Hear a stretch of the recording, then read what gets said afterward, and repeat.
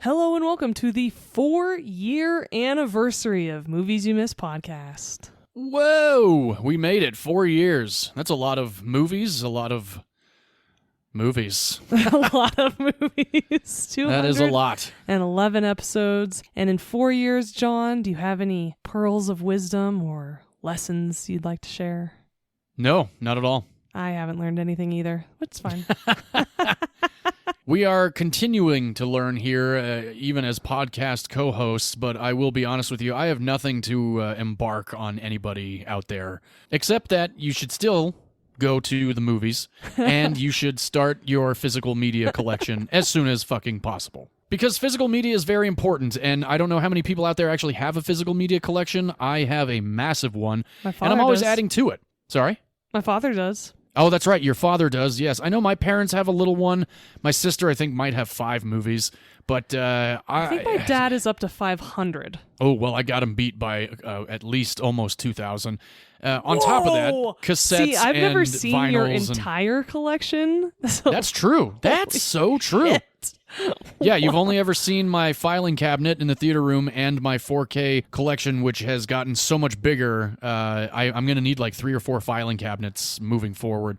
But I'll likely just display them on a really awesome shelf in the next place that we live in. For me, the lessons I've learned, or at least the things I'm most proud of over the last 4 years, is A, solidifying and strengthening our friendship, which has been great. Totes my goats. And also realizing that I can be consistent and we can do something weekly and stick with it for 4 whole years, which is something I've always struggled with in my life, being consistent. So, oh, I gotcha. It's been great, and I'm excited to continue doing it. Yeah, I will agree with you to that extent as well. I usually give up on things after a certain amount of time, whether that's writing or playing video games even, but this one has kept me, I mean, how can you be angry watching new movies every week? It's just so much fun. And then we get to talk about the movies that we've seen in theaters or on streaming over the last week, in most episodes. I know we didn't do one last week. Sorry about that, everybody. V and I did not get a chance to get to the theater that week. No, but we do love to do it when we can. And yeah, I think being accountable to each other, if one of us was just doing this podcast on our own, I would have quit after like 4 episodes. Oh, gosh. Yeah. I might have gotten between 5 and 10 episodes before I was like, I'm done. Yeah. Moving on. So instead, we're celebrating our 211th episode today. Yeah. Which is fabulous. And like we love to do on our anniversary episodes, not that we don't do them regularly throughout the year. And it's so funny because before our 1-year anniversary, you and I were picking so many of our favorite movies. And then the 1-year anniversary came up and we realized, oh, let's pick our all-time favorites. And so now every anniversary we have to pick another favorite. And we both keep talking about, oh shit, I picked so many of my favorites in the first year. Yeah, no, we did. I did, absolutely. Willow, especially some of the ones that Labyrinth, were like unheard of. E.T. Yeah, those all would have been anniversary episodes for me. Aliens. Yeah. My first episode was A Life Less Ordinary, which is so interesting to me that was the route that I went. No, you specifically picked it because you loved it. It was an underrated movie, and it was an underrated, completely forgotten Danny Boyle, Ewan McGregor movie. Yeah, the way we wanted to start, which is perfect. Hell yeah. And we have stuck to that pretty good, especially over these last several weeks. Yes, and we hope you all have been sticking with us throughout the last 4 years in whatever form of fandom you've taken, whether it's more recent or since the very beginning. Thank you all so much for not only joining us, but following us along. We really love bringing this podcast to all of you every week, and we will continue to do so, which means if you ever have any feedback, or if you ever want to talk to us, or if you ever want to ask us questions about what we're doing, or some movies that you think we should watch, reach out. We love hearing from you, and we will continue to do this podcast and building out this community. Hell yes, we will. And so before we discuss 2 more of our favorite movies of all time to celebrate our 4-year anniversary, we're going to share with you the movies we've seen over the last week or so. Yeah. And discuss whether or not we liked them. Yes. And I know both you and I were able to make it back to the theaters over the last week, so John, you want to kick us off? I saw 3 movies, and I'll start with the one that I enjoyed the least. I finally went and saw Lee Cronin's The Mummy. And boy, oh boy, what a really not a good movie that was. Very disappointed, full of cliches, full of just stupid decisions. And what's really unfortunate is Lee Cronin actually did the last Evil Dead, which was Evil Dead Rise, which I had a blast with. I even own the 4K. I liked it so much. There were just so many things in The Mummy that were just so dumb, and I was the only one in the theater, and every time something stupid happened, I literally was like, this is stupid. These parents are morons. Now, I will say Natalie Grace, who plays Katie, the little girl that gets stolen and becomes the mummy, she was awesome. But the movie relied way too much on being a gross-out horror movie than actually being a horror movie. I hate it when movies do that. I discussed it with Audrey, who I bartend with, and she was like, yeah, dude, that was a 0 out of 10 for me. It was just gross for gross sake. I'm like, yeah. So anyway, that was The Mummy. I know a lot of people liked it, but you're wrong. So moving on from there, I went and saw the new Carl Urban-led Mortal Kombat 2. How Did This Get Made just re-released their original 1995 Mortal Kombat episode, and it is glorious. You definitely should check that out if you have not yet. Okay, but that movie is amazing, and I will take it's no so feedback. awesome. Oh, it's so awesome, but it's so terrible. It's one of the worst 90s movies, but it's so great. Oh, we need to do a campy episode, because that will be totally the star.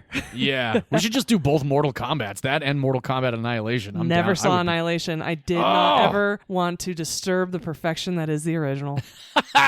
All right, that's fine. Totally understand that. But I was able to check out Mortal Kombat 2 in the 4DX theater in town with Carl Urban, and Carl Urban I am a big fan of. I just felt like he watched every Wolverine movie and tried to channel his own version of Hugh Jackman as playing Johnny Cage in this movie. But there were some awesome fatalities, great bloody scenes, and the Kitana and Jade moment was just badass. If you liked the last one that just came out in 2020, 21, not that long ago, within the last 6 years, definitely check this one out. It picks up pretty closely after that one ends. I had a great time. Don't know if I would ever watch it again, but it was still a good time. Fun. Very fun indeed. And then my wife and my parents and I went to go check out the new Hugh Jackman movie. Speaking of Hugh Jackman movie with a whole bunch of computer animated sheep. We went and saw The Sheep Detectives. Babe with a murder. Absolutely. Babe with a murder. Yeah. Julia Louis-Dreyfus is a voice. Bryan Cranston's a voice. Patrick Stewart is a voice. Regina Hall is a voice. Emma Thompson shows up. It was a complete blast. It's like an hour and a half. Super light, super funny. There's a moment in the movie that actually just completely destroyed me comedically. I could not catch my breath. And it was so simple, but it was so fantastic. Chris O'Dowd is also a voice. Highly recommend it. It's PG rated. It is a complete blast. Fully acceptable for everyone of all ages, really. Nice. We haven't done a kids movie in a while, so that's good to talk about. I know, yeah. So that's what I saw in theaters, all of which I watched in theaters, which was great.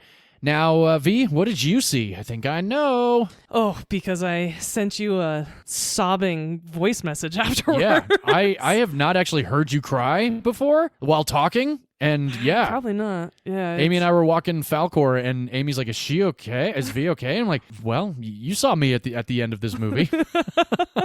I'm an emotional person, but it takes a very special member of my life to see me cry and talk. Let's put it that way. There you go. Perfect. So you're welcome. Yeah, thank you. I'll take it. And that's actually for you and Amy both. So I'm actually going to start off with the movie I didn't like, though, and then we'll get into the there's emotional. another one. Yeah, the movie that just now I remember. Sucked, and I hated it more because of the disappointment. Sure. I'm not mad. I'm just disappointed. Yeah. Guy Ritchie has lost his spark, and that's really all there is to it. That's too bad. I watched the new Henry Cavill, Jake Gyllenhaal, Isa Gonzalez in The Grey. Great action, but the thing that just irked the hell out of me the entire film is that it was narrated by the main characters, and they literally laid out everything that was about to happen. And it was just so obnoxious, and it took all of the excitement, all of the tension out of everything. I don't want to be told what's going to happen. I want to witness what's going to happen.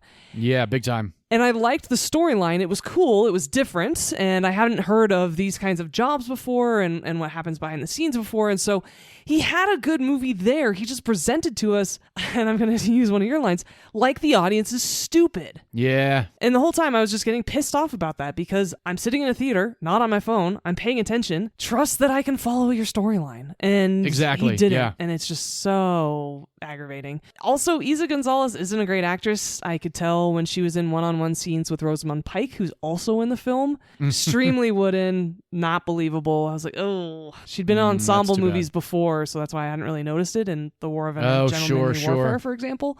Right. Which is a vastly better film than this one. So Skip in the Gray, it's right on the line between should miss and could miss. I think I had more fun in this movie than Crime 101, just because it was faster paced. But otherwise, yeah, just total stinker. That's too bad. It really is. The masterpiece that I did watch that I want to see again in theaters before it leaves. Thank God it's been in theaters for so long because I've been working hard on completing the audiobook before I went and watched the film. And finally, I just said, screw it, and went and watched the film anyway. I laughed. I cried. This movie is absolutely powerful, incredible, gorgeous, well acted. Ryan Gosling might be my new favorite current actor. I love him. Yeah, he's great. He was perfectly cast in this film. It's smart. It's fascinating. It's Project Hail Mary. Hell yeah. So glad you finally got to see it. Me too. I've seen it 3 times, and there's a reason for that. Yeah, if it's still playing when I get back home after my trip, I'm absolutely going again and potentially bringing a friend with me. Yeah, hell yeah. I cannot articulate how much I loved this movie, how much it impacted me. Everybody in the theater was packed, and this movie has been out for 4 months. Yep. Everybody was quiet. Nobody talked. Everybody was crying at different points. Everybody cheered at different points. Oh, it was just such a wonderful theater experience. It's well made. Beautiful movie, too. And as someone who has mostly listened to the book, I know you read the whole thing. Yes, I did. It's very loyal to it. And it's Andy Weir who wrote The Martian. Mm-hmm. So if you enjoyed The Martian, you'll love this film. And even if you don't like space movies, it's a human story, so definitely go out and watch Project Hail Mary. Favorite movie of the year of mine so far. Nice. Hell yeah. Good to hear. Glad you liked it so much. Yeah, thank you. And I'm really glad we were able to talk about it, too, because I knew you'd understand. Yes, I do. Big time. All right, John, it is time to dive into 2 of our favorite movies of all time. I really hope by year 8 or 9 we're not running out of subject material for these episodes. I don't know if that's going to be possible, truthfully. You know me and the movies that I love. I mean, given you have a collection of 2,000 movies... Yeah, yes, it's just I do. Now all about reserving specific movies for these episodes. That's true. That's a very solid point. So without further ado, to celebrate 4 years, John, you go first this week. Tell everybody what you picked. 4 years later, here at Movies You Miss Podcast, I am choosing a movie from the year 1997. 3 years after the release of my favorite film of all time, which we have done on this podcast. I think it was year 2 that I chose the predecessor to this movie. Which is wild that it wasn't your first year pick, but instead you wanted to traumatize me with Trainspotting. Absolutely, yes. Had to do that. And also, so many people that know me, that do listen to the podcast, know that Jurassic Park is my favorite movie of all time. And a lot of people also know my fandom for Trainspotting, Danny Boyle, Ewan McGregor, and the author Irvin Welsh who wrote that book. But we're not here to talk about Trainspotting, even though we still can if you'd like. No, thank you. Okay, cool. Let's move on. All right. Again, the year is 1997 when this sequel came out. I'm doing another sequel. Last year, for our 3rd year anniversary, we did trequels. Yes, we did. You see what I did there? So this year, I am going sequel V. We'll discuss yours in just about 45 minutes. This film is based off a novel written by Michael Crichton. The screenplay for this film was written by David Coep, and the director of this sequel to the greatest film of all time was Steven Spielberg. This is The Lost World Jurassic Park. And for some reason, I just heard a bunch of our audience members groan. Well, you know what? This movie is fantastic. If you have a problem with the San Diego scene, the door to your car is to your left. Get out of your car. I just always forget that it's there. I always The car? I always The car forget door? about the San Diego scene. Oh, yeah. No, San Diego scene is so great in this movie. It's so awesome. Bringing dinosaurs to the real world, if you will. The Lost World Jurassic Park is set 4 years after the events of Jurassic Park, where many people died, and Ian Malcolm and Dr. Alan Grant and Ellie Sattler were able to escape the clutches of the Tyrannosaurus Rex and the Velociraptors on Isla Nublar. We are now going to Isla Sorna, which is still off the coast of Costa Rica, as John Hammond would say. That was my terrible John Hammond, by the way. Sometimes I can do it, but I can't really do it all the time. No, that was a miss. Yeah, that was a real miss, but that's okay. Keep going. I'm man enough to know that it was bad, but here we go. 4 years after the events of Jurassic Park, we are reintroduced to Ian Malcolm. He is on his way to meet up with John Hammond. And in the midst of all this, on his way up to see John Hammond, he is interrupted by Peter Ludlow, played by Arliss Howard. Now, real quick, I just want to get into the cast of this movie before I start really breaking the movie down. Jeff Goldblum, Ian Malcolm, fantastic. We have Julianne Moore as Sarah Harding. How many Sarahs do you think are on this island? We have Pete Postlethwaite as Roland Tembo, one of the best fucking characters in the Jurassic Park universe. Yes. Well, now, the universe of Jurassic Park ends at 3 for me. I couldn't care less about the World Series because they're terrible. Agreed. Richard Attenborough is John. I'm glad you agree. It's John Hammond, of course, he is back. We have Vince Vaughn coming off of his Swingers debut as Nick Van Owen. We also have Peter Stormare as Dieter Stark in this flick. And we have Richard Schiff, who plays Eddie Carr. So Ian Malcolm has now been interrupted by Peter Ludlow. Peter Ludlow is the head of the board of directors for InGen, and InGen is the company that has been financing the whole of Jurassic Park, the finding of the embryos and the DNA in the mosquito, and bringing these dinosaurs to life. And there's a bit of a back and forth between Ian Malcolm and Peter Ludlow about how Ian Malcolm was breaking his NDA over the last couple of years and talking about what he experienced and what he went through during the events of the first Jurassic Park film. And Ian's pushing back, saying that he never took any money for this. None of it was a lie. And he told the truth, and Peter says, your version of it. He goes, there aren't any versions. I love that moment, especially because this is actually where we get a brief cameo from Lex and Tim, which is kind of cool in the making of documentary, which I have watched, I don't know how many times. 7 or 8 different times I've watched the making of the Lost World Jurassic Park, and Ariana Richards and Joey, I don't know his last name, but the guy that plays Tim in Jurassic Park were very excited to be called back for their brief little cameo. So we come to find out that Peter Ludlow, who, by the way, is John Hammond's nephew, is now the head of board of directors at InGen, and InGen is now taking control of Jurassic Park away from John Hammond based off of not only the events on the island in Isla Sorna several years ago, but with everything that's going on in the public, with what Ian Malcolm said, he broke his NDA, and now they really need to figure out a way to keep InGen running and potentially keep Jurassic Park running. And this is when John Hammond comes back into play. John Hammond, played by Richard Attenborough, was only on set for about 2 days to shoot the majority of the scenes that he's in. Granted, they all really take place in one room. And we see that John Hammond's health has started to slowly fade as well. Ian and him are doing a little bit of catch-up, but immediately John Hammond says to Ian, thank God for Site B. And Ian's like, Site B? What is that? He goes, oh, well, Site B was where we birthed the animals and we raised them before we started to bring them into Jurassic Park. And now what's happening is InGen is here. You know what? I'm just going to let John Hammond explain this to you. We've been on the verge of Chapter 11 ever since that accident in the park, and there are those in the company who wanted to exploit Site B in order to bail us out. Well, they've been planning it for years, and I've been able to stop them up until now. But a few weeks ago, a British family on a yacht cruise stumbled across the island, and their wee girl was injured. Oh, she's fine. But the board has used the incident to take control of InGen from me. And now it's only a matter of time before this lost world is found and pillaged. Public opinion is the one thing that I can use to preserve it, but in order to rally that kind of support, I need a complete photo record of those animals alive and in their natural habitat. So you went from capitalist to naturalist in just 4 years. That's something. So now Ian is kind of like, what the hell, John? Like, what's going on?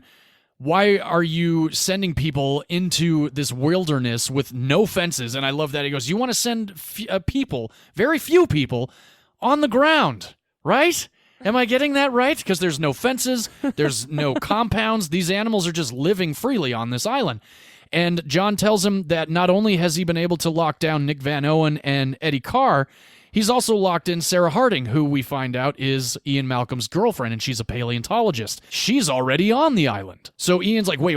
I'm going to call Sarah. I'm going to call these guys and just deter them from going on this insane operation that you want to put on. And come to find out also that InGen is also planning to go over there and grab some specimens and possibly reignite Jurassic Park just without John Hammond's help. Hammond's like, you know what? You can't really do anything. Sarah's already there. So Ian says to him, well, shit. Looks like this has now become a rescue operation, and it's not leaving in 3 days. It's leaving right now. And he takes off. And this is one of those shots with Richard Attenborough where he starts counting on his fingers, looking at the files in his hands. He goes, great, got him there somehow, some way. He's going over to the Lost World, which is what John Hammond calls the island. He calls it the Lost World. And I love how he says it's just a matter of time before this lost world is found and pillaged. I love that. So great, because that's what InGen is planning to do. Now Ian is on his way to Isla Nublar, and with Eddie Carr, Nick Van Owen, and his daughter, played by Vanessa Chester. She plays Kelly Curtis. She is Ian Malcolm's daughter. I don't necessarily know if we needed this character. After all the years I've been watching the movie, she doesn't bring too much, and nothing against Vanessa Chester. No, but I know hated she was that in Harriet the character. Spy. Yeah, she just... I understand why there's another child thrown into the mix. Yeah, they just wanted more but- emotional weight and fear to the whole because thing. they do it in Jurassic Park 3 too. A kid gets lost after a that kid's annoying, parasailing too. accident, and he's a super annoying kid. Whereas Lex and Tim were great, Awesome. and Jurassic Park is a masterpiece. So anyway, now they're on this island and they're trying to find Sarah, and luckily they all come together. And at the same time, while this is happening, InGen is on their way, and this is when we're introduced to Pete Postlethwaite's character, Roland Tempo. He's got this whole idea that he is there to kill a tyrannosaur, and he doesn't really want to collect any money. He just wants to be there to say that he was able to take down one of the greatest predators that ever lived. And for the remainder of the Lost World Jurassic Park, we are along for this dinosaur-fueled ride where Ian and Sarah, Nick Van Owen and Eddie Carr are trying to evade InGen, and InGen doesn't know that they are on the island. So at one point, they combine forces after a magnificent sequence with 2 T-Rexes this time. Mm-hmm. And that's not a spoiler, because if you've seen the trailer, if you haven't seen this movie, get on it. It's coming up on its 30-year anniversary, which is out of control. It'd be great if it was re-released in theaters. Yeah, they've always re-released Jurassic Park, and I've gone every time. I would love to see the Lost World Jurassic Park back in theaters. It'd be amazing.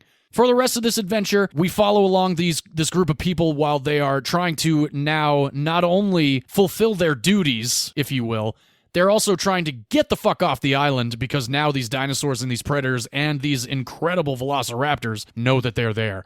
I've loved this movie since the night that I saw it at midnight, the day before it was released. It'll forever be a core memory for me. It was right after my second open heart surgery. My parents and I and my sister were at the mall in Palmdale, California. We always had to go in by the movie theater. If I was with my parents, always had to go by the movie theater to see what posters were up, what movies were coming out, what movies were even playing. I didn't even care if I was going to the movies that day. I just wanted to know what was playing. So a couple of the employees of the theater are changing the marquee, and I see The go up, and then I see Lost go up, and then I see WO go up, and I grab my dad and I said, Dad, The Lost World comes out tomorrow. And he goes, yeah, we'll see it next week. The theater employee turns to us and says, we're showing it at midnight tonight. And I looked at my parents and I said, can we go? My sister had to go to school the next day. I was still in recovery from my open heart surgery, so I didn't have school. And my badass sister was like, don't worry about it. Let's go see this movie for John. I can get to school tomorrow, no problem. So we went and saw Jurassic Park, midnight showing, that Thursday night. And after that, I saw it another 5 times in theaters. Whoa! Yeah, I loved The Lost World Jurassic Park. It is, in my opinion, one of the best sequels. I know I say that a lot about Wayne's World 2, and I said that about Men in Black 3, of course, even though that's the trequel. Lost World Jurassic Park has been in my life ever since the night that it opened, and I have the VHS, I have the DVD, I have the Blu-ray, I have the 4K. I have every format of the original 3 Jurassic Parks because I still like the third one, even though a lot of people talk down on that one. But V, I know you and I recently watched the Lost World Jurassic Park in a midnight showing here in my theater room. Yeah. And that was your first time in a while, I believe. It was. Yeah, so what did you think of the Lost World Jurassic Park? Even though I know what you think, I mean, I was here for it. Yeah, we talked and we about had it. a really good time. We but, did. Yeah, fill the audience in on your Lost World Jurassic Park fandom. I think it's a travesty that everybody forgets how good this movie is. Yeah, absolutely. It's Agreed. a great action film. All 3 acts are solid and compelling. Wonderful character actors. Oh, yeah. Ian Malcolm and Jeff Goldblum have never looked hotter. The script is so tight. There are so many great monologues and one-liners. Jeff Goldblum is really funny and cynical in this film. Oh, yeah. The things that he says to different people, I mean, just from the beginning where they're oohing and ahhing when they first see some stegosauruses, he's like, oh, yeah, ooh and ah. And later there's running and screaming. And he's just so over it from the very beginning and just so exhausted from nobody listening to him about this stuff. Yeah. So I love his character in the movie. I agree that his daughter didn't need to be in there, but it is what it is. And then Pete Postlethwaite comes in with Peter Stormare, and they're both awesome together. Peter is such a creep in this movie. He's greasy and abusive and just awful. There's a really satisfying scene with him later on that I absolutely loved. And Canyon of the Ferns, I've actually been there after this movie came out. I was really stoked because it's actually in Northern California. Oh, no shit. Yeah, it's at Prairie Creek Redwood State Park up in Humboldt. Oh, yeah, that's right. Yes. Yeah. A lot of the exterior was shot in Northern California. Yeah. Instead of Hawaii, which is pretty wild. Yeah, there were only a couple shots in Kauai, which was interesting because that's where the original was shot. Yep. But it's a different island, so it makes sense, and I really like the landscape that they chose, and that Fern Canyon is, in fact, really cool, so definitely recommend people seeing it if they're ever up that way. There's a baby T-Rex in this movie that I'm like, this is how I would die because I'd just try to cuddle him and be like, come here, kitty, kind of thing. Yeah. You idiot. There's my T-Rex. Baby T-Rex. Oh, that was cute. That was pretty good, actually. So I loved all of the animals in this movie. And it was so funny to me when we were watching. I think we talked about this too, when InGen comes in and these mercenaries, and they're just all such prick bags. Use that your term since it's your favorite movie. And we turn to each other and we're like, we feel horrible, and these are all fake animals. Yep, not a single one of them was real, especially during that raid right when InGen gets on the island. Yeah. That's all CGI, and some of it is definitely, totally CGI, but then some of it is still like, wow. And there's a lot of animatronics in it as well, which I was happy about, I mean, that's what helps hold it up. The baby T-Rex in particular was 2 separate puppets. That's cool. I distinctly remember that really cool Jeep that extends the seat so he can catch. Oh, yeah. I remember that toy, and my brother had it. I had one. Yeah. Faux show. Yeah, exactly. Oh, yeah. Was in my backyard with that thing, and oh, gosh, the amount of Jurassic Park toys I had. Oh, I can only imagine. Surprised insane. You don't still have them, honestly. I think they're in a box in my parents' garage, honestly. There we go. One of my Ninja Turtles as well. And then there's this scene with long grass and velociraptors that is just... Don't go into the long grass! So good! Oh, it's such a good scene. That everywhere, especially when I was on set on certain movies and we would be shooting like a swamp. I'd always turn to somebody and be like, don't go into the long grass. And they're like, what? I'm like, oh, come on. I hate it when people don't get my references. It's so disappointing. It just hurts your heart. Luckily, I was hanging out with your wife and her cousin Amanda last weekend, and Amanda and I were talking in movie quotes for most of the weekend. It was so satisfying. Yeah. That's awesome. It's great. So yes, really, really had a good time, and it's crazy how I always forget about this film. I forget how many great action set pieces there are. I forget about San Diego completely. So yeah, it's just one of those movies that didn't have the impact with audience that I think it should have. I'm sure it did very well financially, but in terms of our lexicon, in terms of our pop culture references, it's really good. It's pun intended. It's worlds better than any of the Jurassic World movies. Well, that is absolutely true, as is Jurassic Park 3. I mean, I don't even like Jurassic Park 3, and I'll agree with you. Oh, yeah, there you go. Which means I'm so happy that you picked it for this episode so we can celebrate it along with our 4-year anniversary. I'd really love a couple extra audio clips in here just because Jeff Goldblum is so good in this movie. His attitude and his exhaustion, he just plays it so well without it being annoying or too misanthropic. Like, he's really, really good. And so when he's talking to Peter Ludlow about all these bad yes. so good. Yeah, you know what? Yeah, let's let Ian talk some sense into Peter Ludlow. Thank you. Say, I haven't had a chance to wish you luck on your new business venture. You're off to a promising start. My team is intact, Doctor. I'm sorry for the loss of your man. You know, it's very easy to criticize someone who generates an idea, someone who assumes all the risk, someone who puts When you try to everything sound out on like the table. Hammond, it just comes off like a hustle. I mean, it's not your fault. They say talent skips a generation, so, hey, I'm sure your kids are going to be sharp as tacks. Hammond's reach exceeded his grasp. Mine does not. Taking dinosaurs off this island is the worst idea in the long, sad history of bad ideas, and I'm going to be there when you learn that. Speaking of Jeff Goldblum lines, when the trailer is hanging off the edge and Eddie Carr's like, "What? Rope, you guys need anything else?" And he goes, "Yeah, 3 double cheeseburgers with everything." No onions for mine. No onions on mine. And then Sarah Harding drops in, "And an apple turnover."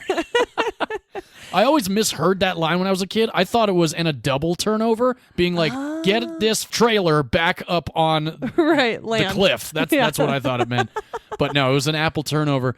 And I've actually been in that RV. It was oddly enough, I've been in that RV and in one of the Jeeps, not the cool extended Jeep, but another Jeep that some of the InGen people were driving around on the island. There was this RV lot right off the 14 freeway as you're coming out of Palmdale or either going into Palmdale. My dad came home one day and goes, "Oh my gosh, you're not going to believe this. The trailer from the Lost World Jurassic Park and a couple of the Jeeps are sitting at that RV shop." And I said, "What? Can we go?" And he goes, "Yeah, let's go." So we got in the car and we drove down there. They were open and they let us go, and my sister was there as well, and we just walked around the entire inside. Of course, it was gutted. There was nothing cool inside at all, but it still was from the fucking movie, and I that completely blew my mind as a kid to see something like that not on the Universal Tram Tour. You know, like being able to actually see it outside of a movie studio. You know, I haven't thought about that in a very long time. I don't even think I told you that story when we watched this movie. Nope, you didn't. No, well, there you go. But I'm happy to hear it now, and I think one of the things, because I've been thinking about it a little bit, like, why didn't this movie retain its popularity as much? And I think it has to do with a pacing issue in the third act. A lot of people do say that. I'm on a couple film forums on Facebook, and every now and then this movie will pop up in discussion with people. Majority of the time I see it, people are like, "Yeah, the San Diego sequence just kills the whole movie." It doesn't. I don't think so. The certainly does action's not. cool, and I like that it was an inevitable conclusion to the script. I mean, I think it had to happen. Yeah. I think the editing's off, or it should have been about 7 minutes shorter.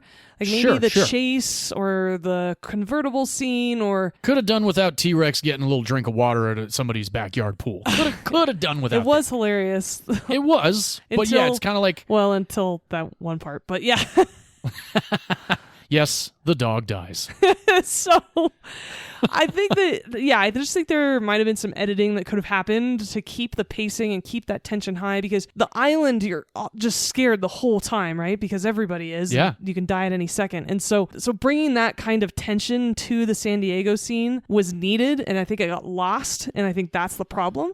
But otherwise, phenomenal film, impressive sequel, well acted, well executed, holds up even though it's almost 30 years later. Yeah. Great pick for an anniversary episode. I'm glad you think so. And it was your choice to actually watch the Lost World Jurassic Park when you were over the last time. It was. Yeah. Yeah. Because I think it was knew like coming up. 11:45. Yeah, and you were like, "Do you want to watch the Lost World?" I said, "I'm sorry, what?" And he goes, "Do you want to watch the Lost World Jurassic Park?" I said, "Fuck yeah, I do."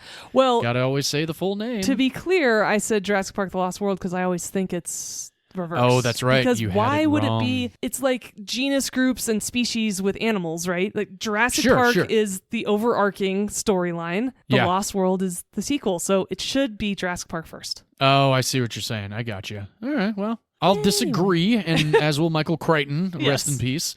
But at the same time, I get where you're coming from with that. Now, the real question is, would you ever get a Lost World style tattoo Oh, absolutely, yeah. versus Jurassic Park specific? Well, I'm definitely gonna have a Jurassic Park tattoo. I'm shocked you don't already have an entire back of Jurassic Park, but Yeah, that's tell me discussion about for it. another podcast. It really is, but it's a solid thing to be shocked about. I'm surprised I don't have any Jurassic Park tattoos either.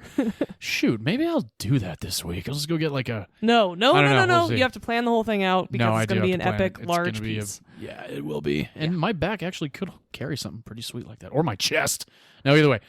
Yeah, it is. It's certainly a fantastic movie. I know it did do pretty well. We'll talk about that later. And we haven't done highest grossing movies in a long time, I've realized. Yeah, but it's 97. I love that year, and we all know No, the highest grossing is. Yeah, but I've been thinking about that a lot lately, too, with editing. I'm like, man, he doesn't ask me highest Just grossing kind of, anymore. Yeah, fell off several months ago. But anyway, anniversary we'll get back into episode, it. a reminder to maybe get back into it at some point. Yeah, maybe we will.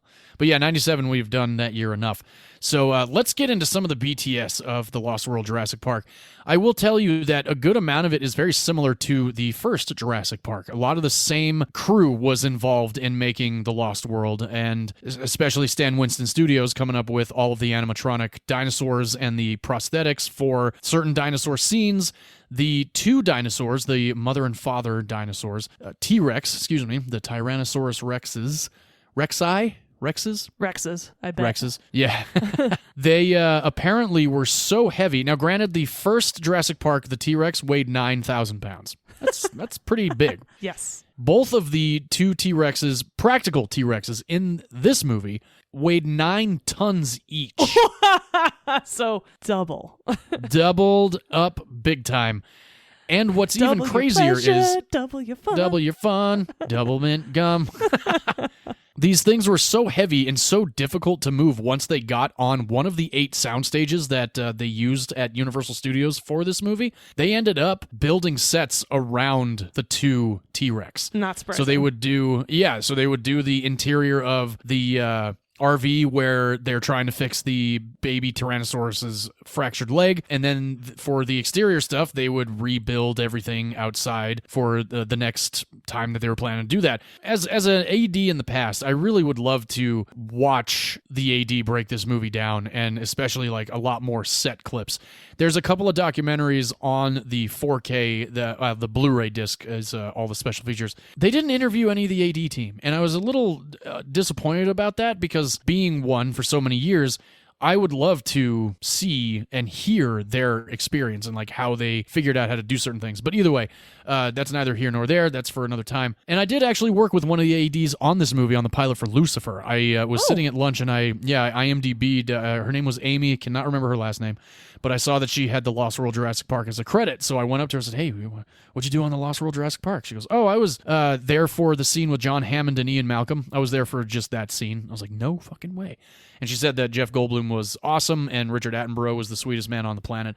So good news to hear about both of those guys. Yes, and it was so great to see Richard Attenborough back as John Hammond. Yeah. I love that little scene, even though it was little. And also, I want to say happy 100th birthday to his brother, David Attenborough, who just celebrated that this week. That's right, he did. That's so crazy. 100 years old. Amazing. I grew up. Yeah, and he's still doing, I think he's doing Blue Planet 3 right now. Yeah, and gosh, we'll always remember our parents bought us Life on Our Planet. It's an entire VHS set. They were all white covers in a white box, and it was an entire BBC miniseries, and every video was either a different type of animal or a different area of the earth. And so my brother and I used to watch them all the time, and then we picked our favorites, so then we'd watch like 3 or 4 all the time, right? And I grew up on David Attenborough, and he helped me love and respect the earth. And I just can't say enough about both of those brothers because they were amazing talents, and so glad we can still have David Attenborough around teaching us about planet Earth. Hell yeah. It's good stuff. There's a couple of scenes in this movie that Steven Spielberg has said he absolutely loved watching, and majority of those scenes that he was talking about were scenes with Pete Postlethwaite. And he Steven Spielberg at one point during shooting had called Peter Stormare over to Video Village and was like, hey, sit down and watch this scene with me of Pete Postlethwaite. Peter Stormare said that Spielberg leaned over to him and said, you see Pete Postlethwaite in this scene? He's one of the greatest actors on the planet, and maybe one day, Peter, you'll be just like him. Nice. I don't think it was insulting him at all. No, Peter not at all. That's told a compliment, that story. saying you're capable of that. Yeah, definitely. And Peter Stormare, we've talked about numerous times on this freaking podcast. He's the devil. He is a wonderful, wonderful character actor. The devil in Constantine, and the big drug lord in Bad Boys 2. and so many other movies. Fargo, which I did recently as well. And I surgeon in Minority Report that you're going to talk oh about. yeah, that's right. He is in Minority Report. Hell yeah. Russian cosmonaut in Armageddon. Yeah, see, he's been in so many of the movies that we've discussed. Yeah. And like you said, he's very abusive. He's really a prick bag, big time, in the Lost World Jurassic Park. And he carries around this little, like, shocker and to prod. keep things... Oh, yeah, okay, so it's a cattle prod. Yeah, I don't know what the hell that is. I didn't grow up on a farm or anything. He fucks with a compy, which we see very early on in this movie. Kind of sets up the tone for the movie. And apparently Steven Spielberg allowed something to happen to Dieter in this movie because Steven Spielberg hated the fact that Peter Stormare got away with so much in the movie Fargo. You know what? I think that is great. Fair. Yeah. And Peter Stormare actually operates one of the compy puppets during a specific scene in this movie. Oh, nice. Good. Yeah, he really wanted to touch them because he wanted to get a feel for what they would kind of be like. And apparently Steven Spielberg and even Stan Winston both told him, like, well, we can't really have you do that because all the compies are going to be CGI implants later on in post-production, which is pretty funny because there are some practical compies in the movie. Yes. But he, of course, the scene that I'm talking about, for those that have seen the movie, there's a lot of compies in this moment. There's a specific part where he's getting his lip chewed on, and Oof. Peter Stormare went up to Spielberg and said, hey, I really, really want to hold one of these things, and I know we only have a couple of puppets. I'll make it look really good. Give me a fake blood capsule. I'll put it in my mouth. So the scene that's close up where the compy is chewing on his lip, he's actually working that puppet on his own below the camera frame, and then rips it out of his mouth and chews on the blood pill to make himself bleed out of the mouth. Very cool. So I thought that was really cool that Steven Spielberg was open enough, and so was Stan Winston. Like I mentioned earlier, the baby T-Rex is actually two different puppets.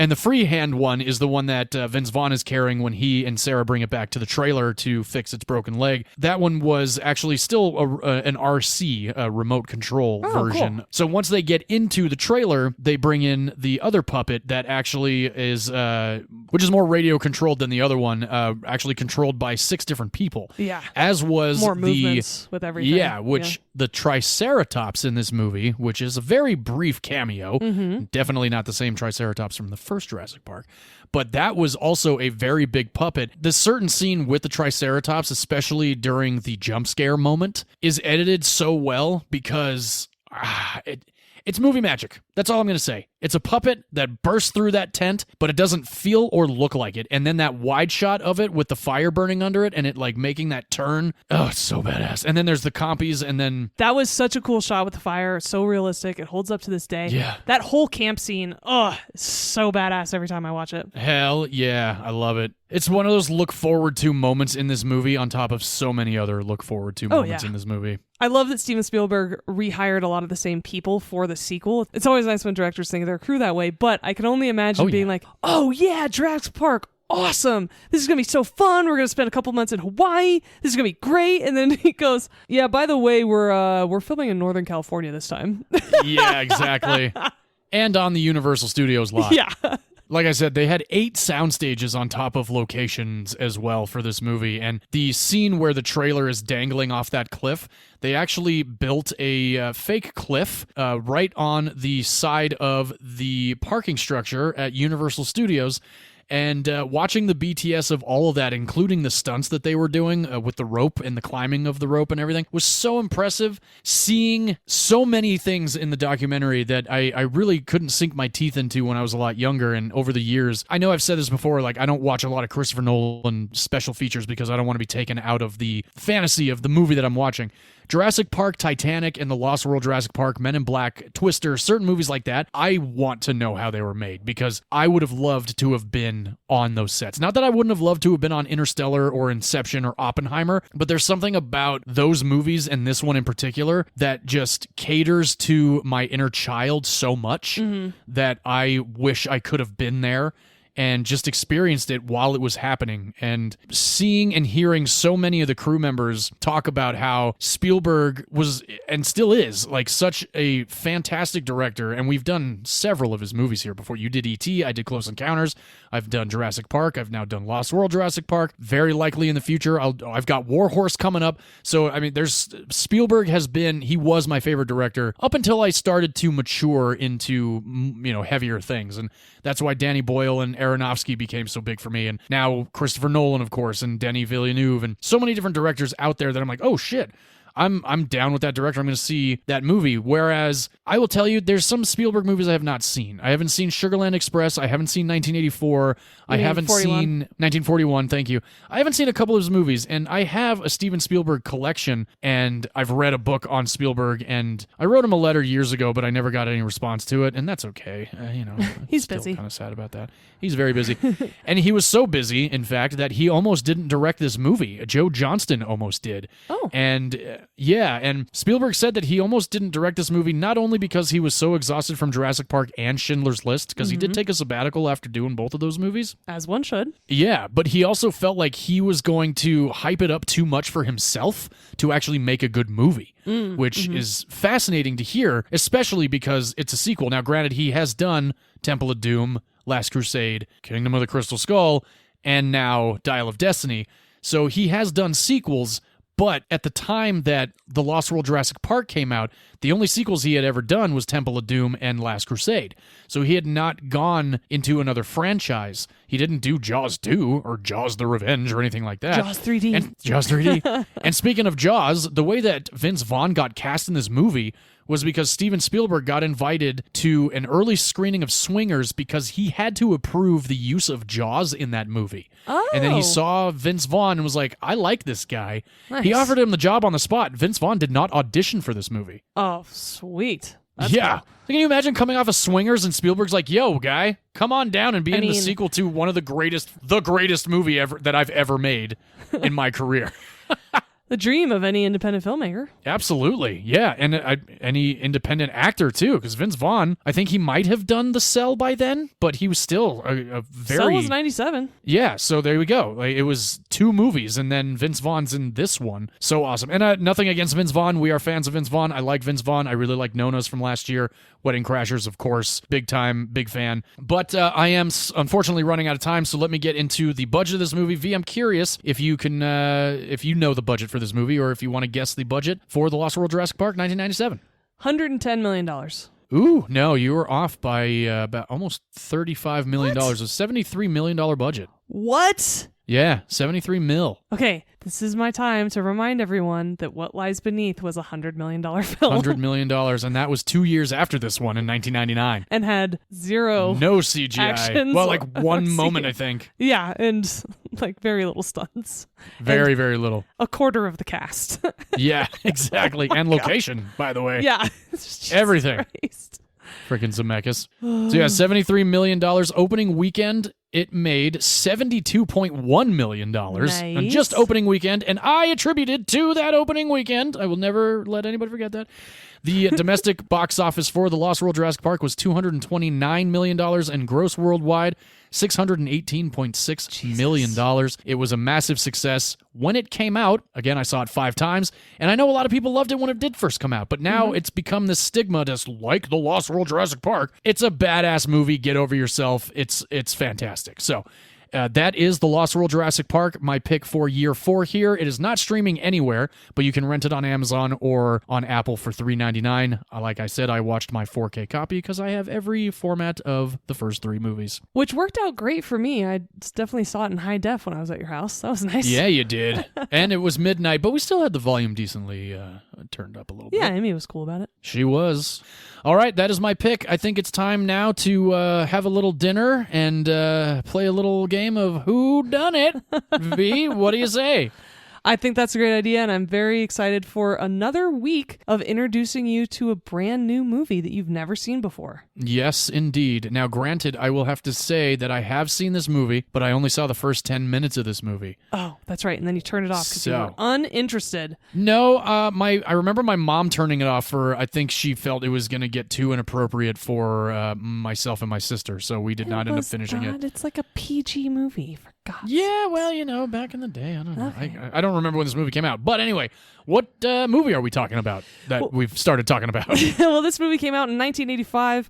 I am talking about a bottle episode of a movie that takes place in one location with a wonderful ensemble of characters, but really only those actors. It's a small cast as well. Yeah. One of my all-time favorite movies. I've been talking about it a lot. I recently saw it in theaters again. Oh, yeah. Most of you will probably have guessed what I picked, just like John's, because I picked the comedy cult classic Clue, Nice. based on the board game. Yeah. So what is Clue about for those of you who haven't seen it, or for maybe a lot of you who've only seen it once, maybe a long time ago? This movie I've been watching since I was a very young child. I can't even count how many times I've seen this film. My whole family loves it. It's very well done. And I think it's held up and become the cult classic that it is because of the depth of talent in its cast. Clue is based on the classic board game, and I'll tell you a little bit more about that when I talk about the trivia for this film, which I introduced that board game to my nieces over the last couple of years, or at least I helped my mom introduce them, so that was really fun. Clue takes place in the 50s at a large mansion in New England, and the introduction of this movie comes with the introduction of all of our characters, because they arrive one by one to this mansion. It starts off with Wadsworth, played by Tim Curry. He is the butler. Apparently the definition of that is he buttles. He's in charge of the kitchen and dining room. He keeps everything tidy. Yes, he does. Tim Curry has had 243 credits. We've talked about him, or at least I've talked about him repeatedly on this podcast because he was in Home Alone 2. He was the voice of the Nexus in Ferngully. He's also in Scary Movie 2, which I had to bring up because that's one of his more random... He's like a professor or something. It's ridiculous. Oh, I don't remember him in Scary Movie 2. I have not seen the first two Scary movies in like a decade or more. I feel like we need to revisit them. I bought all three. There was in the $5 bin at Walmart, so I have 1, 2, and 3 on DVD. Okay, and I watched 3 recently, and it's still hilarious. Okay, let's watch 1 and 2 together soon then. Yeah, hell yeah. But also, and more seriously, we were talking about Star Wars recently for May the 4th. Tim Curry is the voice of Palpatine in the animated series The Clone Wars. Oh, no way. Remember I was telling you how The Clone Wars is a great series, just like every other Star Wars Disney series that they've made? Yeah. Well, Clone Wars is the best? No, it's not the best. I think Andor is the best, but Clone Wars is awesome and very fun, and he was the voice of Palpatine, which is really cool. And that is really awesome. I can't mention Tim Curry without also mentioning that he's Cardinal Richelieu in The Three Musketeers. Oh, yeah. Awesome. And Blackbeard in Muppet Treasure Island. Yay! And, of course, you certainly can't forget Dr. Frankenfurter. Yes, and that's perfect timing because actually the Rocky Horror Picture Show is back on Broadway, or at least Broadway for the first time, I think. And Luke Evans is playing Frankenfurter. I saw that. Juliette Lewis is in the show as well. Oh, that's... Is she Janet? No, she's one of Frankenfurter's minions. Oh, interesting. Yeah. I just saw a clip. They did a song, I think, on one of the late shows, so I saw a clip on Oh, YouTube very cool. Anyway, so yes, Tim Curry, we all know him. We all love him. How could you not? Yep. And then we get introduced to some of the guests. They all arrive looking a bit befuddled. They all come carrying a letter, and Tim Curry tells each and every one of them they are expected. Yes. But, as all of you may have guessed, you are not using your real name, and therefore no one else is. You are all using pseudonyms this evening, and that includes Mr. Green, played by Michael McKean. Yeah. We talked about him in your pick of Best in Show recently.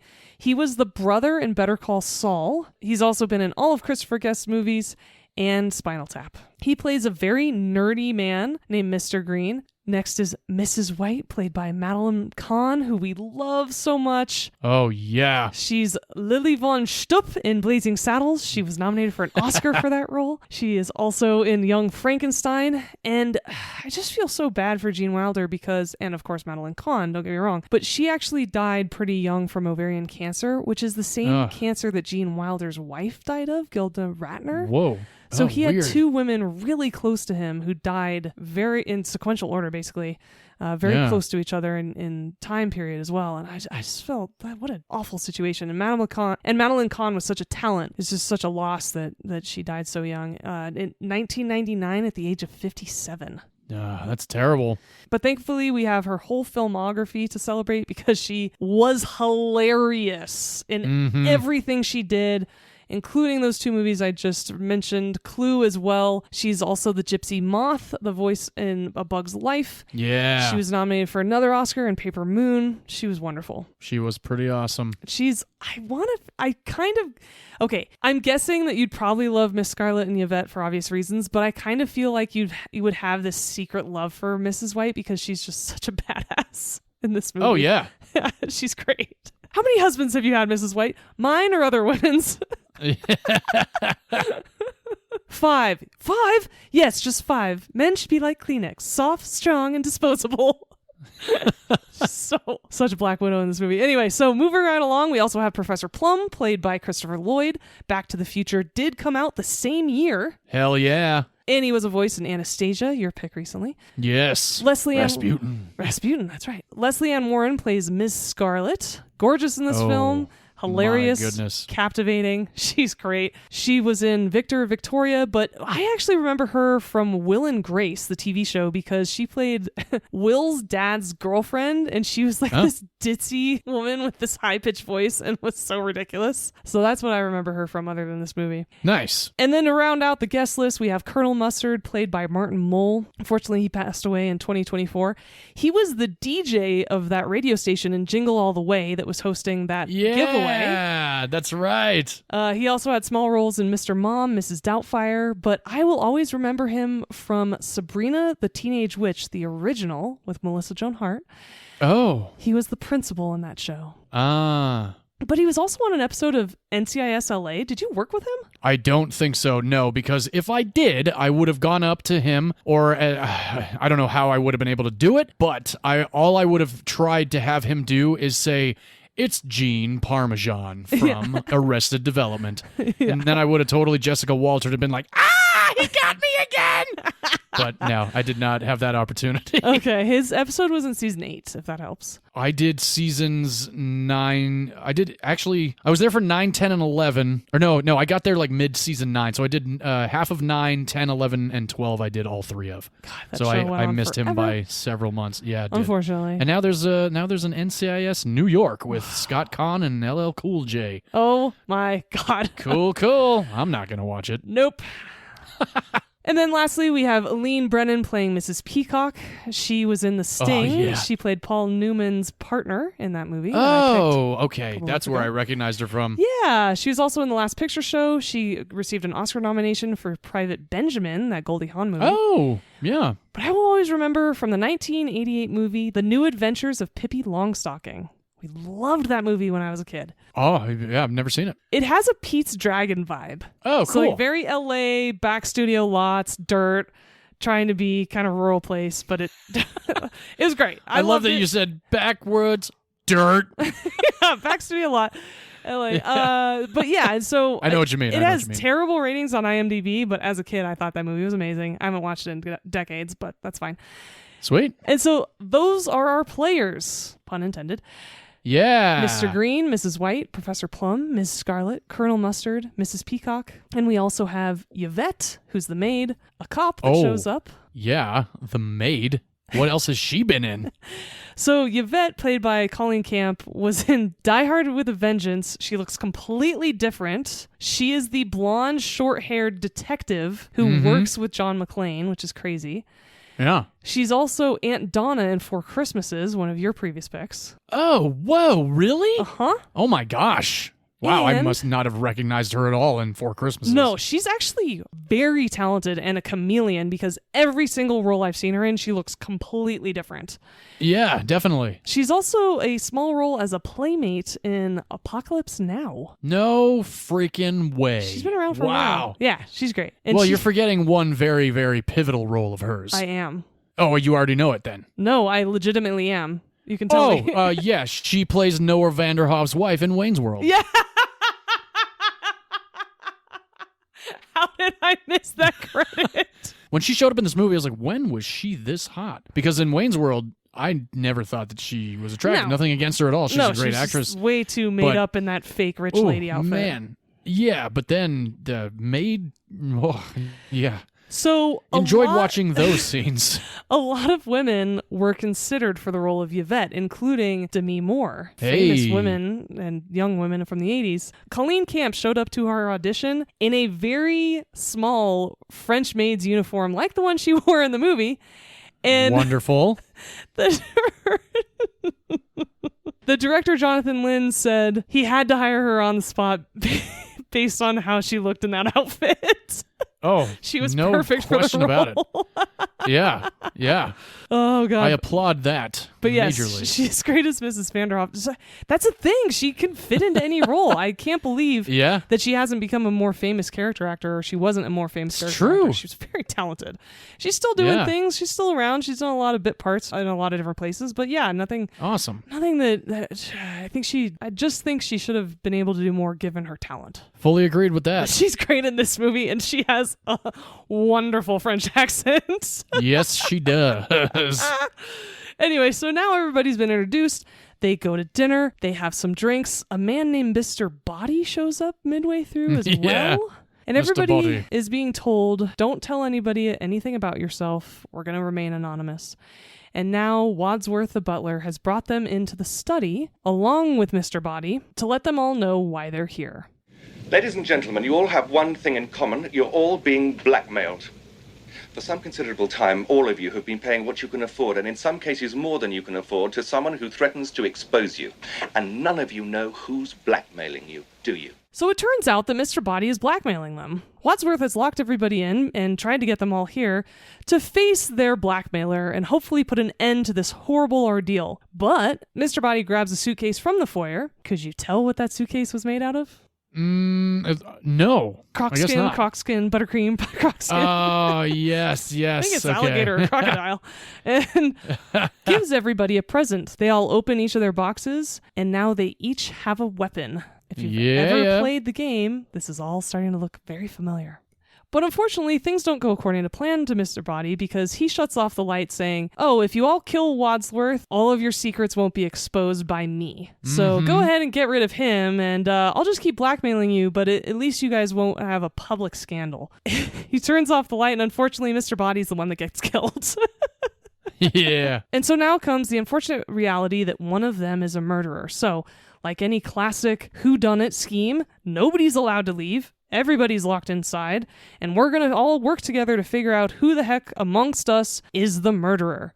And things just really go downhill from there. Yeah, they do.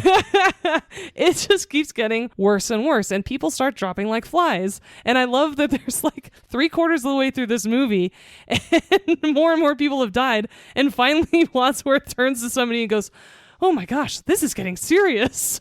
Yeah. And there's so many great one-liners. This is a hilarious movie. It's a dark comedy, but at the same time, there's no blood, there's no guts. It's on the light side of dark, right? It's not that twisted. Oh, yeah. And it's very lighthearted and fun through the whole thing of all these people being murdered left, right, and center. And then, unfortunately, a cop shows up. And so what are they to do when they're trying to hide several bodies? And that whole scene is absolutely hilarious when Mr. Green is giving him a tour. Oh, my God. They're all faking. And then Yes. the cop, played by Bill Henderson, we've actually seen him around a bunch because he is in The Adventures of Buckaroo Banzai, one of my mother's picks from a couple years ago. Oh, yeah. He also is in City Slickers. He and his son are the dentists. I haven't seen City Slickers in like 20 plus years. That's okay. Maybe some of our audience has. And then he also is one of the players in Maverick. So he's been around. Ah, nice. So he shows up and complicates things even further. There's a stranded motorist. And then finally, someone says, all right, I know who did it. And then we get this incredible climax that is unique to film because this director filmed 3 different endings. And now this movie becomes next level hilarious as we go through all of the rundowns of what could have happened, what did happen, and it's just wonderful. And people have now picked their favorite endings. People like to skip some endings because they think like, oh, I don't want to think of this person being the murderer. And oh, it's just wonderful to talk about. And recreating all of the murders is really funny. And there are so many good one-lines in these 3 endings as well. There's a situation with a gun because it's a revolver. They're counting how many shots went off, which is so funny. There's a reference to Gone with a Wind because someone says, frankly, Scarlett, I don't give a damn. Yeah, I love that. And this movie has held up for me personally and the rest of my family for 30 plus years. It's still so funny. Every actor is a top tier comedian. I think that's why it holds up. They all do incredible performances, wonderful comedic timing. There's so much about this movie that makes it great and a cult classic. So I was so looking forward to introducing John to this movie this week. However, I did preface it by saying this is an anniversary pick, which means it's one of my favorites, which means you have to be gentle. Yes, you are very clear about that. Okay, so give it to me. What did you think about Clue? I will give it to you, what I thought about Clue. Rhyme. Anyway, like I said before, started watching this movie. My sister actually watched it at a friend's house, and then my mom and I and my sister rented it. I think my dad was on business or something like that. It was like 10 or 15 minutes into the movie, and my mom was like, okay, I don't think we're going to finish this movie. So we never finished it. I think this was in like 1996 or 1997. Wow. So it's been a very, very long time. And all I've ever heard from people is, oh my gosh, Clue and Tim Curry and Christopher Lloyd and all this stuff. And I'm like, oh yeah, one of these days I'll check it out again. And I think this was the right time for me to check it out again because it wasn't something that I had heard about for so many years. Mm-hmm. You know how like so many, it happens to everybody. Yeah, like you don't see a movie and like, you haven't seen it. I mean, I'm guilty of doing it to people too. Mm-hmm. Same. I try not to be. After like my third, like, it's so effing good, I'm usually like, okay, you know what? Just go watch it because I'm going to just overhype it for you and I don't want it to be ruined for you. So putting Clue on, I remembered everything up until they sit down for dinner. Okay. I remember the whole dog shit gag, and I remember like everybody like sniffing around after everybody's checking their shoes, and I remember when Leslie Ann Warren's character gets picked up, she like extends her leg up and everything. And I remember even back then I was like, who is this? Like, my gosh, what a knockout. Mm-hmm. And in that dress, and the hair, woo, all of it. Literally 10 out of 10 ensemble beauty. Agreed. She was and still is. Of course, Yvette showed up too. I think when I was still young, I was like, ooh, look at this French maid. And the only real French maid I had ever seen was the French maid from Beauty and the Beast. So, you know, of course, when they become human again, she's also really hot. Oh, yes. Oh, no. I've been banned by you before. That's my terrible French accent. Oh, that was great. But anyway, going back to Clue, finally going past the dinner scene, which I'll be honest with you, I hate dinner scenes in movies that go like this. And I only mean like this when people are like... Yeah, but that was the gag. Yeah, it's freaking annoying. Yes. I don't like listening to slurping. Which is funny because your wife and I talk about how you eat loud. I'm a loud chewer, and it's not of any fault of my own. No. I chew loud, and I try to be quiet because I will see Amy sitting next to me, glaring at me, and I'm just like... I'm just chewing, and she hates how I drink anything too, because I am a loud swallower. You hate how I drink anything too, because I'm so loud on the microphone. I do hate how you drink anything, and usually when you're drinking, I move my headphones. I take off because I hear it go into your mouth, down your throat, into your stomach. I don't know how I can hear all that, but I can hear it. So anyway. That's how V and I swallow. That's how we hate each other's noises after 4 years. Yeah. So I didn't like any of the slurping, but the dinner scene was pretty good, and I like how things start to kind of progress, and then they go into the next room, and Wadsworth gives them all of their... Or not Wadsworth, Mr. Body gives them all their packages, and they all pull out each piece that they're going to be stuck with for the rest of the night. And I liked the whodunit aspect of it. I thought that was put together very well. I've never played the board game. Never in my life. That's right. We talked about board games just in the last couple weeks, and you don't like them. because you're It's heartless. not that I don't like them. You hate fun. I hate fun. No, it's not that I don't like them. It's just there are certain games that I don't want to spend 4 hours playing. And I feel like Clue wouldn't take that long, but I remember I talked to you about how I got gifted Guess Who, the background edition on NCSLA. I liked playing Guess Who. We have several board games. Now, granted, there's 2 of us in the house, so we can't really play them. 'Cause it's too we have small. played a couple, but in the next couple of months, I'm sure we're going to be playing them a lot more because we're going to have more people to play them with because we're moving. But either way, I liked the way that it was shot. I liked that it was all in the one mansion. It very rarely goes outside. The introduction to everybody was great, and I like how they all got pseudonames. And I liked the reveal of each character as well. And Madeline Kahn. There's a moment after a jump scare. Wadsworth is like, "Oh, I'm sorry, I didn't mean to scare you." And I think it's McKean. He's like, "What do you mean? I hate when he..." Or like he runs over to Madeline Kahn. And he goes, "I hate when he does that." And she just goes, "Oh," like she does like this. I wonder if that was improvised on set. Sure. It just feels like something Madeline Kahn would do in real life. Yes. Just based off of the characters that she's played and some of the interviews that I've seen of hers. I know Amy's a fan of this movie. I just don't know. Now that I've seen it, I enjoyed it. I don't know if I'd ever do, I don't know. I would probably watch it again. I just don't know how often it would be a rewatch for me. My favorite moment is probably a moment that a lot of people may not have even caught, but I imagine so because the camera was very centered on this moment. My favorite scene is when Colonel Mustard goes to pour himself some whiskey out of a decanter, and he looks around the room, and he's like, "Anybody else need whiskey?" And a bunch of people raise their hands, and he just floats the decanter over 3 different glasses. And because he's so stressed out, and he's just kind of like, what the hell is going on in this house? And I that made me laugh very hard because I was like, oh my gosh, man, I don't know if I could ever do that to whiskey, but at the same time, maybe I could if I was that stressed out because people are dying around me. So I thought that was very good. And there were a couple other one-liners, unfortunately, off the top of my head, I can't remember. Well, I had to stop her screaming. Oh, yeah. Yeah. Hilarious.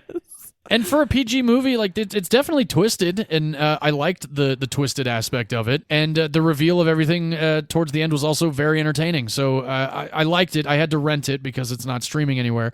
And that I think that also is kind of where I'm coming from. Like if I find a physical a VHS or a DVD, I might add it to my collection and just put on or something. Yeah, put it on when I'm cleaning or whatever. I don't know. Just one of those rainy day movies, really. And you said I should watch it with a brown liquor. I did not watch it with any hard liquor. I drank a beer that I drank. It was a triple Belgian ale that I drank. Okay. Slowly drank throughout that entire movie. But yeah, I appreciated the suggestion. Of course, after Mustard pours the whiskey, I'm like, oh.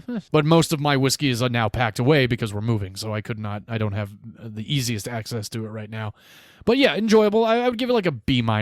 Okay, I appreciate that, and I think that part of it is also it's one of those movies that gets funnier over time and over just in rewatches because of how it is delivered to you, and you catch different things, which is really nice, especially because there's a huge conspiracy and a lot of reveals at the end. And I think it'd be great for your collection just because it's a movie that Amy likes, and so you can always offer to watch it with her because you own it.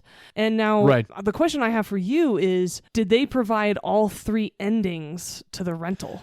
Yes, there were 3. God. Yeah, there were 3. It was this is how it could have happened, or this is how it really happened, something like that. Yeah. Yes. Yeah, that was, I liked that too. It didn't throw off the movie, which I appreciated because in a movie like this, it makes sense. When it's a movie from Oliver Stone called Savages, it's ridiculously stupid. Agreed. So I thought that I the think use you'd of like 3 the book, different endings. though. I think you'd like the book of Savages. Of Savages? Yeah. Oh, yeah, you've said that to me in the past. I don't know if I'll ever read it, but you never know. Well, thank you. I'm glad you didn't hate it. Very glad you Definitely did not hate it. It was a fun watch. Good. I'm glad you think that. And I think one of the reasons why it holds up after, oh my God, did I say 30 years? It's actually 40 years old. Jesus. It is, yeah, we're in 2026, and my birthday was 1985. That is true. Jonathan Lynn and John Landis wrote this movie. I know. When I saw John Landis, I was very surprised by that one. Yes.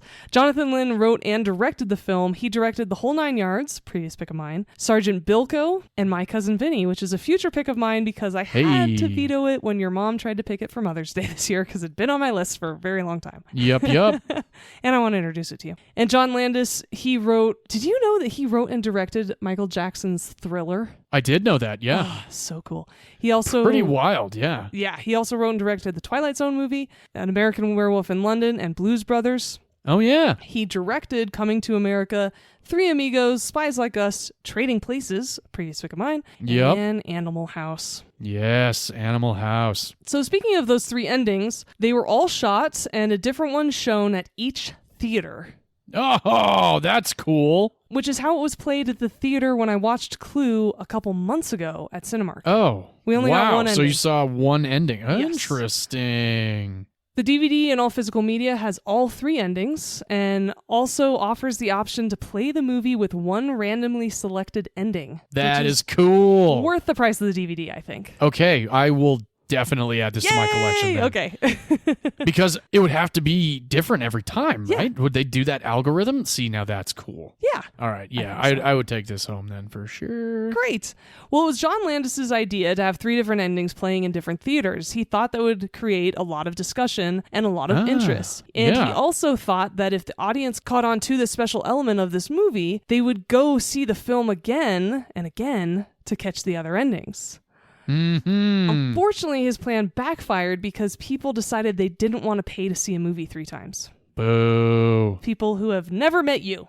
Yeah, right? I know. I almost did see Project Hail Mary for a fourth time last week because there was nothing else playing. I was like, I wanted to go to the movies, but I did not. Well, you did just talk about seeing a movie in theaters 5 times. Yes. My record still is 9 times for Sin City. That's still the movie I've seen the most. Oh my God, and that's not even one of your favorite films. It's definitely one of my favorite films. Yeah, but I rarely talk about it. No, I know. Okay. It's on my list for future. It is. Yeah, I think I have 300 as a pairing. I think you do. Yeah. Nice. Yeah. And back to Clue, according to an interview with John Lynn, the writer and director, he screened the movie on its 25th anniversary, which would have been awesome. Yeah. Carrie Fisher was originally cast as Miss Scarlet. Oh, cool. Who was hilarious in her own right. Oh, yeah. A lot of people don't know how funny and brilliant Carrie Fisher was. She was an incredible screenwriter as well. But unfortunately, she ended up in rehab. Right. 4 days before filming started, so they had to hire someone else, and that's how Leslie Ann Warren joined the project. Oh, interesting. Well, hey. And between takes, a lot of the actors would play pool in the billiards room, but Leslie Ann Warren couldn't because of her very tight corset and costume. Instead, she found places to lean on and rest. All right. She could have leaned on me. I wasn't even born yet. Nope. And as many of you know, this is a movie based on a board game. It is the first movie ever to be based on a board game. That's awesome. It was originally titled Cluedo and published by Waddingtons in the United Kingdom in 1949. Waddingtons. Soon after that, the American version was released. It became one of the world's most popular board games, selling more than 100 million units. Whoa. Earning over $1 billion. Hey. Which is why it's so unfortunate that on a $15 million budget, this movie made $14.6 million in the box office. And that's why I've been calling it a cult classic, because now it is. Everybody buys the DVD or the VHS. People talk about it now, especially people in our generation. It is much beloved, especially on Tim Curry's filmography. He is often quoted as saying this is one of his favorite movies he's ever done. Nice. And not Home Alone 2, Lost in New York? No, sorry. And I think that role was a little too small. But I will say production and crew took this seriously, put a lot of attention to detail, because all the secret passages in the movie mansion lead to the same rooms they do in the board game. Oh, cool. The color of each character's car is the same color as their playing piece in the game. Nice. And the rooms in this mansion are organized in the same layout as the board game. Wow, that's good detail there. So now, as most of you can guess, this entire house is a set. Yeah. which is really well done because it looked authentic. I honestly thought they filmed on location. I completely thought so. Especially those wide shots from the second floor when they're looking down at the foyer. Yeah. It looked real. And that parquet floor actually is very similar to the pattern that's on the board game itself, which is cool. Yeah, that is sweet. Which means they had to rent authentic 18th and 19th century furniture for the set, including items from the estate of President Theodore Roosevelt. Which is so really? random. Totally That random. is Yeah. super random. Which is cool. And not only do all of the fans love this film, the actors do too. Leslie Ann Warren, Christopher Lloyd, and Martin Mull, so Miss Scarlet, Professor Plum, and Colonel Mustard, all agree united to spoof the movie in a Psych episode. Oh, yeah? It's called 100 Clues, so I gotta look that up. I never watched Psych, even though it was very popular. It was a USA show. And Amy's a major fan of Psych. Okay, She's we gotta watched ask it her now. all the way through several times. Awesome. We definitely have to ask her about that episode then. I agree. And lastly, because it is my all-time favorite quote from this movie, it is also one of my top quotes of all time in general. It is a quote that my sister and I say to each other all the time. I am going to leave you all with Madeline Kahn's famous line from this film that actually was completely ad-libbed. Yes, I did it. I hated her so much. It flames on the side of my face, heaving breaths. But while he... All right, everyone. Well, I hope I've reminded you of just how hilarious Clue is, that it is absolutely worth revisiting. If you do get a chance, it is free on Pluto TV and YouTube, but it does have commercials, which is probably why John didn't utilize those streaming services. Certainly not. Makes sense. For a comedy like this, it's not terrible to have commercials, but if you do have a physical copy of it, digital copy, or if you'd like to rent it, please do. It's certainly worth every penny. I agree, yeah. I'm glad I rented it and I did not sit through commercials. If you're watching a movie these days, there's no need for commercials. No, we pay too much for streaming services to have commercials. Yep. It's ridiculous. True. And so those are the movies that we picked to celebrate our 4-year anniversary. Thank you all so much. Let us know what you think of these films, especially because they're some of our favorites of all time. Maybe we've either earned a little bit more of your respect or now something else. But please don't tell us if you hate these movies. We just can't take it. They're some of our favorites, and we don't want to hear it. So instead, I'll ask John, would you watch The Lost World Jurassic Park with your grandma? Oh, gosh. And countless times as a kid, Not especially after I got the VHS with the holograph of the Lost World Jurassic Park logo being blown through by one of the T-Rex. I also remember had that poster on my wall. I had Jurassic Park. Literally, Jurassic Park was my shit as a kid. And my grandparents, I went and saw it with them. So I saw it with my parents and my sister, saw it with my grandparents, saw it with some friends from church. Yep. Nice. Old past life. But And I imagine you've seen Clue with your grandmother. I think I had. My dad's mom was probably around when we were watching it because we did watch it a lot when I was a kid. And like I said, my family still loves this film. I know a lot of people who do. And both of our movies are very tame. I mean, even though there's a lot of action, even though a couple of people die by dinosaur, in your film, it's not overly bloody. I think anybody like 12 and above, maybe even 10 if they don't get scared that easily. Yeah. I was 97. I was 11. 12. Yeah, 11. Yeah. When it came out. Right. And I think the first one might have more scarier moments than Lost World Jurassic Park. I think so too. I mean, even though there's a more dark, cynical tone to the Lost World, those night shots with the T-Rex, especially with the lawyer, that was terrifying compared to Lost World. Yeah, there's some good moments all around. But yeah, I think 10 to 12 is a good starting age for Lost World Jurassic Park. Start with Jurassic Park, though. Absolutely, always, yes. Well, great. I'm glad some of our favorite movies are available to just about anyone who wants to watch them. Thank you all so much for joining us this week and celebrating our 4-year anniversary. We could not be here without you, so thank you all for tuning in week after week and sending us great messages and feedback. We always really appreciate it. Please continue to rate, review, and subscribe to this podcast, as well as tell your friends and your coworkers and the people at the gym. Yeah. And the person in the checkout line. You know, everybody. Next week, we're diving into some dramas. John, you want to tell everybody what you picked? Yeah, why not? I chose a film that I saw with my dad in theaters when it first came out. This film is from 2004, written and directed by Zach Braff, starring Zach Braff, Peter Sarsgaard, Natalie Portman, and Ian Holm. Oh. And Gene Smart as well. This is a film called Garden State. If you care to check it out, you can rent it. It is not streaming anywhere, unfortunately. So you can rent it on Amazon or Apple for $3.99. I have a DVD copy, and that's how I'll watch it. V, what are you choosing for next week? I chose a drama with a great cast, including Toni Collette and Sam Rockwell. This is a movie from 2013. Unfortunately, it's also not streaming anywhere. You'd have to rent it. It's called The Way, Way Back.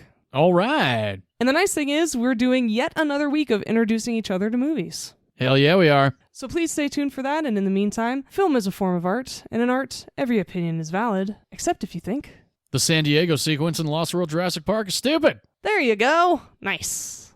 Yeah. I forgot how great that movie was. I'm so glad I watched it with you. As am I. Awesome. Well, until next week, everyone, bye-bye. Cheers, everybody.